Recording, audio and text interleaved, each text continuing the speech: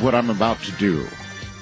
You tell me if you did a show like this, and you received an email like this, what you would do. It says, Art, I know a man who ordered a UFO shot down and later flew with it in a C-130 to the U.S. with 2 grays in body bags.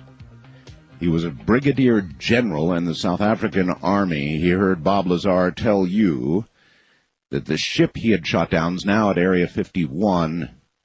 It is the small ship in the back of the hangar with a dent in it. The dent was made by what was used to shoot it down. He would like to tell you the story if you want to hear it. Please let us know. Thanks, Bruce. And then I've got a phone number here. So, needless to say, I called Bruce and then spoke with another man we will call Chris, who says he was a brigadier general in the South African Army and did exactly what you just heard about. So in a moment, I have no idea what's about to ensue. In a moment, that's exactly what we're going to do.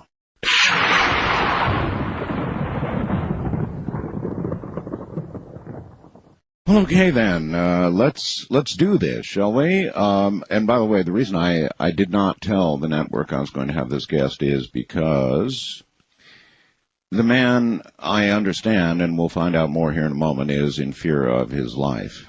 And so with that in mind, I thought it better not to call attention to it ahead of time for those who might want to, I don't know, trace our line or something. Hey there, Bruce.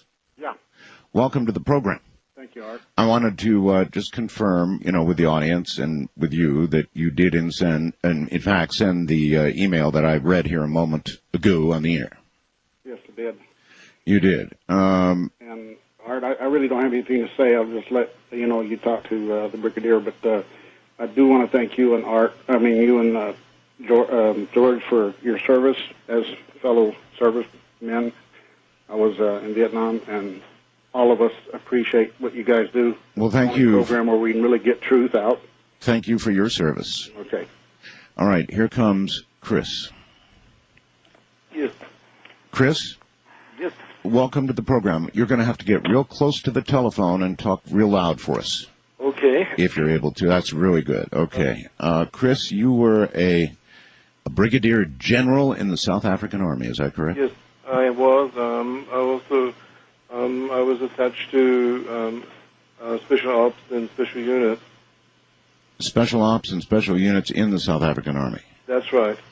All right. I guess you should just begin at the beginning of your story. In what year was this? It happened in 1982.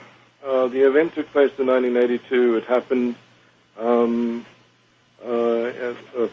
me go a little bit back because I didn't do the 2 years as required by law, as we had drafting to do, and I only did 3 months of the year because the other time of the year I was normally away at sea, as my profession as a marine engineer took me away from home a lot. Okay, how does a marine engineer get involved in a UFO story?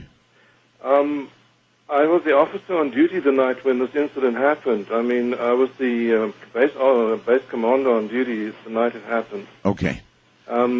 It's normally not my task to do things for the Air Force in general, but... Chris, I don't know how much you can tell us. For example, can you tell us what base you were at?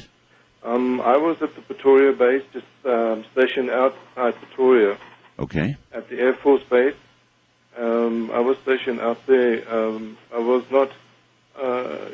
You've got to understand that the Air Force base there is very well protected. It's got big walls and stuff around it. It's very hard to get in because they do a lot of secret work there, too. Okay. They do a lot of research there for the military. And to understand that, you've got to understand at the time of when this happened somewhere in November in 1982, and what happened is I was called up to the tower of the Air Force Base, and I was told that we have an in-session coming in. I'm sorry, that you have a what coming in? We have had a problem. As you knew, the country has been at war for 25 years, and we had a lot of minks coming over the border into the country, and the sergeant on duty in the tower said that the radar has picked up two bogies coming in. And they presumed at that point that they were MiGs. What country typically would send aircraft over South Africa? It would be normally from Mozambique or from Angola. Okay. As people don't know, in this country, a lot of people from Cuba was also fighting in Angola, and there was a lot of Russians there too at the time, fighting during the war we had. A lot of people died, and terrorism was very high at the time. Indeed. So the next thing happened is I was called up and told that there was a thing there, and Air Force is not my duty actually. I was just the base commander on duty because the other people were away at a function. So you just happened to sort of have duty or pick it up. I had to pick it up, yes. Gotcha. Okay, officer on duty. I was the officer on duty. Commander, actually. And they told me that these two minks are coming in, and we had to virtually take care of this because if we have soldiers on the ground, it could be a threat to the soldiers on the ground on the borders. Of course. And the first thing I turned around, I asked the sergeant on duty, I asked the gunnery sergeant, as you would know them in this country as gunnery sergeants. We know them as adjutant. I asked the adjutant, I said, Adjutant, what you've got to go out to investigate? He said, no, we have a problem. The Navy has a problem looking for one of the Russians' submarines is playing games out at sea, and most of the aircraft out there are trying to hunt it down to chase it out of the water space, out of the country's borders. So, in other words, the resources you had were occupied sub-hunting? About 2,000 miles away, yes. Uh-huh. And next thing that what happened is I said to them, well, where is the F-1 Mirages? I don't know if you can explain to your audience what that is. That's a French-built fighter jet. And I would imagine South Africa purchased them from France. From France. Yes, Mirages, yes. The thing is with that, it's also the only one which is capable of carrying a nuclear weapon. The thing is, they said that all the F-1s are out. By the way, General? Yes. May I ask you a quick question related? You mentioned nuclear weapons. Yes. It's long been thought that South Africa possesses nuclear weapons. Is that true? It is true. We have tested it in the desert a long time ago. Uh-huh. And the funny thing about it is we got busted by the Weather Channel. The Weather Channel? Yes. They detected the anomaly that was the test. Yeah, they detected the anomaly in the test, and it was known through the world that we tested the... I really like the Weather Channel. I've always liked the Weather Channel. All right, now even more.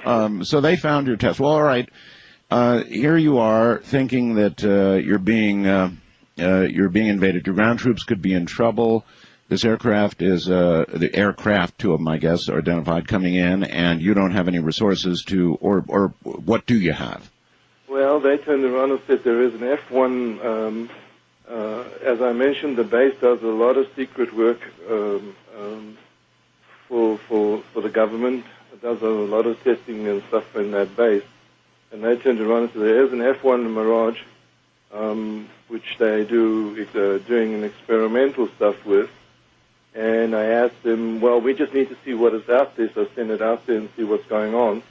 Mm-hmm. So the pilot came and he took off, and he came back and he said that we have one bogey here. I said, well, we've seen two on screen, and then we have another radar base which can go out to about 1,500 miles into enemy territory. They confirmed that the other one is broken off and took off to another direction the other way. Oh, really? Okay. So I thought at the time, I said, well, we guided the F-1 Mirage towards where it was, radar. And next thing, he said, this is not a mink. You must remember this is at night. It's pitch dark. And he turns around, and the pilot turns around and says, this is not a mink. This is something else. This is not a... So I turned around and said, is this a civilian aircraft by any chance, who we are mistaking as a mink by any chance? And he said, no, it's not. I said, is it carrying any weapons or anything? And he said, no. And there was a bit of confusion going on. Or no apparent weapons. No apparent weapons or anything.